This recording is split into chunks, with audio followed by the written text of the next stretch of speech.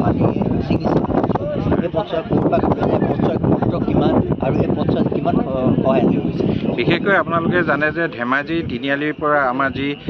বঙালমাৰী হৈ আপোনাৰ আমগুৰি হৈ আপোনাৰ যি ডিব্ৰুগড়লৈ বগীবিল হৈ ডিব্ৰুগড়লৈ যোৱা এটা চমু পথ এই পথটো যেতিয়াৰ পৰা বগীবিল দলং হৈছে তেতিয়াৰ পৰা এটা ব্যস্ততাপূৰ্ণ পথ হিচাপে বিবেচিত হৈছে বহু পথচাৰী হওক বা যাত্ৰী হওক এই পথটোৱেদি অহা যোৱা কৰে যিহেতু ধেমাজি মেডিকেললৈ আমগুৰি ছাইডৰ যিসমূহ জনসাধাৰণ আছে চিচিবগাঁও অঞ্চলৰ সেই অঞ্চলৰ জনসাধাৰণে ধেমাজি মেডিকেললৈ আহে বা ধেমাজি নগৰলৈ আহে সেইকাৰণে ই এটা গুৰুত্বপূৰ্ণ পথ তাৰ সমান্তৰালকৈ ডিব্ৰুগড় মেডিকেল কলেজ হওক বা ডিব্ৰুগড় ইউনিভাৰ্চিটি হওক সেই অঞ্চলেও কিন্তু এই পথটোৱেদি যিহেতু যাতায়াত সুচল হয় বা চমু হয় সেইকাৰণে এই জনসাধাৰণ অহা যোৱা কৰে ই এটা বৰ্তমান গুৰুত্বপূৰ্ণ পথ আৰু যিহেতু আপোনালোকে যেনে কাইনৈ দুই পাৰৰ মতাই বিজ্ঞানসন্মতভাৱে নিৰ্মাণ কৰি দিবৰ কাৰণে অসম জাতীয়তাবাদী যুৱ পৰিষদে দীৰ্ঘদিনৰ পৰা দাবী জনাই আহিছে আৰু আজি যে এই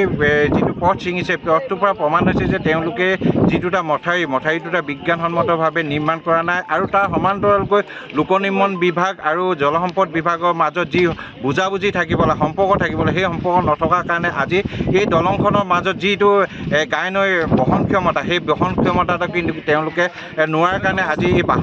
কাইনৈ বাঢ়নী পানীয়ে এই পথটো আগুৱাই নিব লগা পৰিস্থিতিত পৰিছে আৰু তাৰ ফলত এই অঞ্চলত বসবাস কৰা জনসাধাৰণৰ জীৱন আৰু সম্পত্তি নিৰাপত্তাৰ প্ৰতি চৰম ভাবুকি আহি পৰিছে কিমানমান ছিঙিছে যিহেতু আপোনালোকে দেখিছে এইটো 50 ফুটমান হ'ব কিজানি এনেকৈ আৰু কিমান হৈছে এটা বিপদসংকুল পথ হৈ গৈছে আৰু যিহেতু এই পথটো ছিঙাৰ পাছত এই অঞ্চলত বসবাস কৰা জনসাধাৰণে ধেমাজি মেডিকেল হওক ডিব্ৰুগড় মেডিকেল হ'বৰ কাৰণে যাবৰ কাৰণে অসুবিধা হৈছে সাধাৰণ জ্বৰ এটা হ'লেও তেখেতলোকে ধেমাজি মেডিকেললৈ আহিব নোৱাৰে তেনে এটা গুৰুত্বপূৰ্ণ পথ যদি অতি শীঘ্ৰে ধেমাজি প্ৰশাসনে নিৰ্মাণ কৰি নিদিয়ে কিন্তু আগন্তুক দিনত এই জনসাধাৰণৰ কাৰণে বহু অসুবিধাৰ সন্মুখীন হ'ব আজি ধেমাজি প্ৰশাসনে অলপ ইম্পৰ্টেণ্ট দিব লাগিছিল আৰু ডিপাৰ্টমেণ্টেও ইম্পৰ্টেণ্ট দিব লাগিছিল বিশেষ ঘটনা কি কাৰণে ঘটিছে এইটো ইয়াতে 4খন দলং আছে আপোনালোকে নিশ্চয় জানে গোটেই 4খন গাইনদী পানীটো যেতিয়া বাঢ়ি আহে গোটেই 4খন দলঙত পানীটো সিঁচৰিত হৈ সেইফালে সৰকি বাহিৰলৈ ওলাই যায় কিন্তু এখন দলঙত যেতিয়া দিবলৈ ব্যৱস্থা কৰিছে 100 মিটাৰ দলংখনততো 4খন দলঙৰ পানী কেতিয়াও সৰকি যাব নোৱাৰে সেইটো কাৰণে এপ'জটো আজি এইটো অৱস্থালৈ গৈছে যাতায়াতটো শেষ হৈ গৈছে তো মই প্ৰশাসনক অনুৰোধ জনাইছোঁ যিটো আমাৰ ইয়েন্দি বান্ধিছে ৱাটাৰ ৰিচোৰ্চ ডিপাৰ্টমেণ্টে বান্ধ বান্ধিছে এই বান্ধটোৰ ক্ষেত্ৰতো কিছু ব্যতিক্ৰম ঘটাব আৰু আমাৰ ধেমাজি চহৰখনতো ব্যতিক্ৰম ঘটিব চহৰখনতো ধ্বংস কৰা একদম পৰিকল্পনা আহি গৈছে এই মথাউৰিটোৱেদি আমাৰ এইবিলাক মথাউৰি কোনো বহুত দিনৰ পুৰণা মথাউৰি 50 চনৰ পাছত বাৰু নিৰ্মাণ কৰিছে একেবাৰে পুৰণা মথাউৰি কেতিয়াও ভাল ধৰণে নিৰ্মাণ কৰাই নাই এই মথাউৰিটো ভাবুকি আনিব টাউনখন যদি ধ্বংস হ'ব এইটো আগতীয়াকৈ আজিৰ তাৰিখত আপোনালোকক জনাই থৈছোঁ সেয়েহে মানে আমাৰ উপায়ুক্ত মহোদয়ক মই অনুৰোধ জনাইছোঁ যে আমাৰ যি ভিতৰৰ ছাইডে কান্ট্ৰি ছাইডৰ যিখিনি মথাউৰি আছে মৰিদল মথাউৰি আছে এইটো ভাল ধৰণে নিৰ্মাণ কৰাৰ ব্যৱস্থা কৰক আৰু আমি জীয়াই থকা ব্যৱস্থা কৰিব লাগিব নহ'লে কিন্তু আমি খেতিয়কসকলে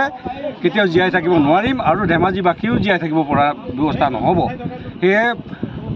অনুৰোধ জনাইছোঁ আৰু চৰকাৰৰ ফালৰ পৰা আমাৰ মুখ্যমন্ত্ৰীকো মই অনুৰোধ জনাইছোঁ মুখ্যমন্ত্ৰী ডাঙৰীয়াও যে এই ৰাস্তাটো তৎকালীনভাৱে নিৰ্মাণ কৰাৰ ব্যৱস্থা কৰিবলৈ মই অনুৰোধ জনাই প্ৰথম ছিঙিছে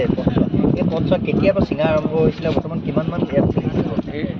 এই পথছোৱাত আগতে প্ৰায় 3 মাহমানৰ আগৰ পৰাই যেতিয়া প্ৰথমে মানে বহাগ জেঠত পানী আৰম্ভ হৈছিলে সেই আৰম্ভ হওঁতেই খহনীয়া লাগিছিলে এই এপ'জটোত মানে PWD ডিপাৰ্টমেণ্টে প্ৰটেকশ্যনত যেনেধৰণে কাম কৰিব লাগিছিলে সেইটো প্ৰটেকশ্যনত কাম কৰিলে ওপৰতে দুডালমান ভলুকা বাঁহ পুতিলে পুতি জেং দুডালমান পেলাই ৰাখি দিলে আৰু এই দেখিলে এই মাটিখিনি ওপৰতে পেলাই ৰাখিলে যদি এই তলত পেলাই ৰাখি অলপ বস্তা পিষ্টিং কৰি দিলে নাই এইটো অৱস্থালৈ নহ'লহেঁতেন আজি গোটেই এই ৰাস্তাটোত গোটেই অসমৰ মানুহে মানে এইটো ৰাস্তা যাতায়াতত এইটো ৰাস্তাত যায় ইম্পৰ্টেণ্ট ৰাস্তা এইটো আৰু ডিব্ৰুগড়ত গোটেই ট্ৰিটমেণ্টৰ যিমানবিলাক মানে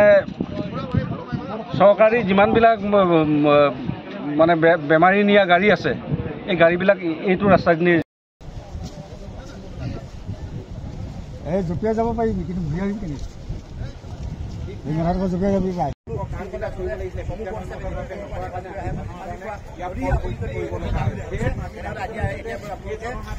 আৰু অন্য বিকল্প মূল ৰাস্তা কৰিব লাগিব। যাব নোৱাৰে